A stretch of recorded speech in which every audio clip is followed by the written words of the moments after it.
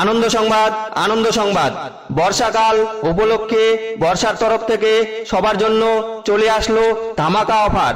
আর এই অফারটি সবার জন্য একদম ফ্রি ফ্রি ফ্রি।